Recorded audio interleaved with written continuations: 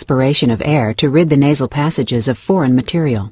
Particles that enter the nostrils and irritate nerve endings in the nasal mucosa trigger impulses that are transmitted via the fifth cranial nerve to the brain's sneezing center in the medulla. This sets off a respiratory response. Rapid inspiration fills the lungs, the epiglottis and vocal cords close, and the muscles of exhalation in the chest and abdomen tighten in a spasmodic contraction. These events create a buildup of pressure in the lungs. When a sufficiently high level of pressure is attained, the vocal cords relax, the epiglottis opens, and an expulsion of air rushes through the nose and mouth. The force of the sneeze propels the irritants out of the nasal